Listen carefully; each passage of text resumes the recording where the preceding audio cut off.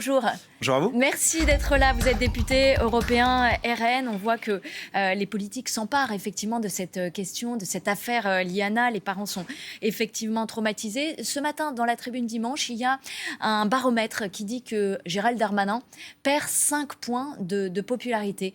Est-ce que vous considérez que c'est le responsable dans cette affaire ? Enfin, écoutez, le sujet, c'est pas savoir si Gérald Darmanin perd ou gagne des points. Enfin, il y a une petite fille de 11 ans qui est décédée à la suite de dysfonctionnement de notre justice. Vous ne demandez pas sa démission comme Jordan Bardella. Je le dis, s'il avait un peu d'honneur, oui, il devrait démissionner. Au regard de cette affaire, parce qu'il y a eu des dysfonctionnements de la justice et lui-même est ministre de la Justice, mais au regard de son bilan, des promesses qui ne sont pas tenues. Quand il promettait 100% d'OQTF et que l'année suivante, il y en a eu 6% quand il était ministre de l'Intérieur. Quand on voit qu'on a les chiffres de l'insécurité les plus importants en Europe avec une augmentation constante, alors qu'il a incarné la sécurité de notre pays de 2020 à 2024 en tant que ministre de l'Intérieur, puis ensuite à la justice. Donc c'est un échec personnel.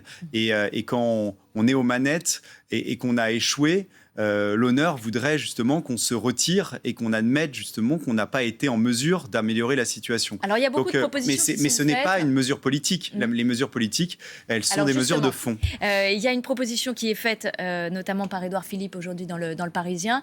Il dit qu'il faut le retour des instructions individuelles pour le garde des Sceaux. Est-ce que c'est un moyen de reprendre la main sur son institution ? Est-ce que vous pensez que c'est une bonne idée ? Ça avait été supprimé par Christiane Taubira en 2013. Oui, bien sûr que c'est quelque chose qui irait dans le bon sens. Mais globalement, ce qu'il faut surtout qu'on revoie, c'est qu'on fasse tout pour éviter justement et pour faire diminuer ce nombre de violences sexuelles qui ne font qu'augmenter dans les chiffres officiels du ministère de l'Intérieur. C'est quoi vos solutions au Rassemblement national ? Et donc, effectivement, il faut que les personnes qui sont dangereuses, les pédocriminels notamment, soient identifiés préalablement. Ça passe par plus de moyens sur l'OFMIN, cet office mineur qui permet justement de détecter sur Internet. Aujourd'hui, il n'y a que 1% des signalements qui sont pris en charge parce qu'on manque de moyens. Ce n'est pas un problème plus systémique pour vous ? Justement, je pense qu'il faut justement cette détection, mais c'est systémique ce que je suis en train de dire. C'est quand vous avez une masse, il faut les identifier. Ensuite, les condamner. On peut toujours remettre en place des lois, adapter. Si vous n'avez pas des peines qui font que les personnes dangereuses restent longtemps, très longtemps en prison, voire de manière définitive en prison jusqu'à la fin de leur jour pour qu'ils ne représentent plus un danger pour la société. C'est ce qu'a proposé Sébastien Lecornu, la perpétuité pour les personnes qui ont plusieurs viols sur mineurs. Mais c'est pour ça qu'il faut arrêter avec ces remises de peine automatiques. Il faut une responsabilité aussi des juges d'application des peines quand il y a des remises de peine. Il faut supprimer le JAP, justement, le juge d'application des peines. Ça fait partie des propositions de certains candidats à droite. Oui, bien sûr, parce qu'aujourd'hui, on a pris comme habitude de se dire que c'est normal de libérer préalablement. Mais si je résume, simplement, aujourd'hui, au regard de cette situation, oui, plus de moyens dans la détection sur Internet, avec plus de moyens pour l'OFMIN, pour les détecter. Ensuite, des peines minimales, parce qu'on a des peines plafond, mais il faut des peines minimales. Il faut que les personnes qui soient détectées aillent et qui commettent des actes, et peine minimale, peine plancher, et aillent en prison et pour longtemps parce qu'ils ne doivent pas représenter un danger pour la société. Philosophiquement, on est plus basé aujourd'hui sur une réinsertion qui, on le voit, ne marche souvent pas. Je vais parler d'un autre sujet. Mais quand vous avez, par exemple, dans les chiffres en Italie ou en Allemagne, 12 fois plus en Italie d'Afghans représentés que le reste de la population dans les affaires de viol, ou 16 fois plus en Allemagne, on n'a pas de chiffres en France, eh bien, on fait présenter un risque supplémentaire. Et si on voulait que les... Jérôme Barella... Bien sûr, mais c'est justement, ça laisserait plus de temps à notre justice de s'occuper de criminels en France notamment. C'est un problème d'immigration. Non, c'est un problème global. Je vous dis, pour qu'on libère du temps, il faut qu'on arrive à détecter plus rapidement, qu'on mette hors d'état de nuire ces criminels et qu'on n'en fasse pas venir. Parce que aujourd'hui, notre justice, elle est surchargée par ces affaires. Il faut donner plus de moyens à la justice. Il y a une question, d'ailleurs, ce qu'on proposait, mais il faut qu'on en ait moins des affaires. Et pour ça, oui, il faut diminuer les personnes qui peuvent être... Vous dites qu'il ne faut pas forcément plus de lois. Et les mettre, Est-ce qu'une loi en prison intégrale, qui est en discussion là, qui est soutenue par 150 parlementaires, ils vont être reçus demain à Matignon par Sébastien Lecornu, est-ce que ça doit être être une réponse, ça peut être une réponse pour vous, vous seriez prêt à la voter?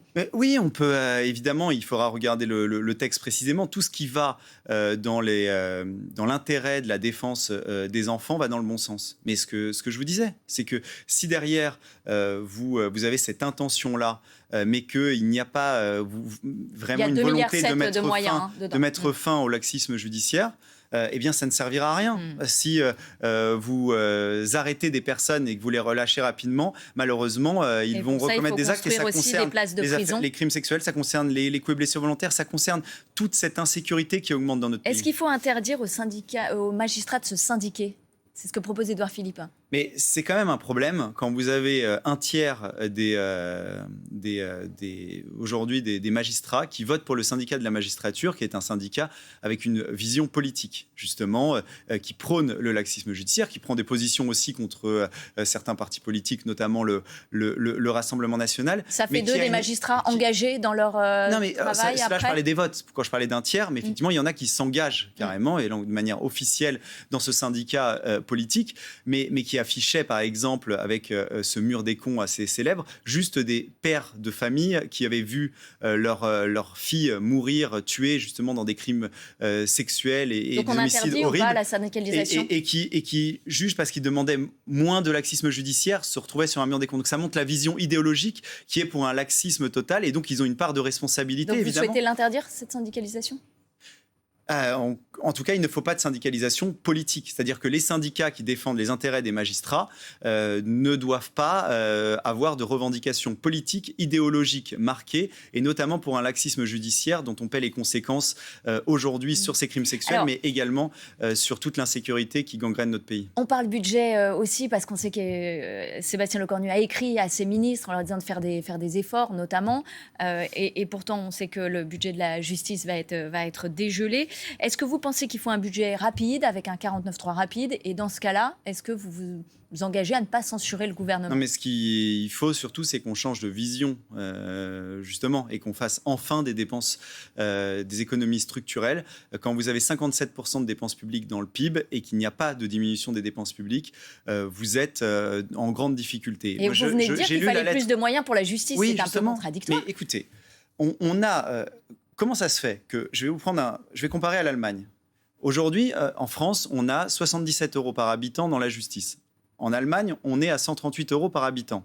Or, vous avez en France 22% des emplois qui sont des emplois publics, quand en Allemagne, vous êtes à 11%, c'est-à-dire 2 fois moins. Ça montre bien qu'en France, on n'a fait qu'augmenter le nombre d'emplois publics, par exemple, notamment dans les collectivités territoriales, avec un service qui diminue en matière de justice, en matière d'hôpitaux, sur tout ce qui concerne la vie courante des Français qui ont l'impression de vivre un déclin. Donc il y a des dépenses publiques qui ne vont pas dans le bon sens. Et d'ailleurs, la lettre de M. Lecornu confirme ce que je viens de dire. Quand il dit à ses ministres, ça suffit, on ne peut pas encore, comme vous le souhaitez, augmenter de 23 000 fonctionnaires directement sur vos ministères pour l'année prochaine et avoir une augmentation de 40 000, c'est la lettre de Lecornu, entre 2027 et 2029.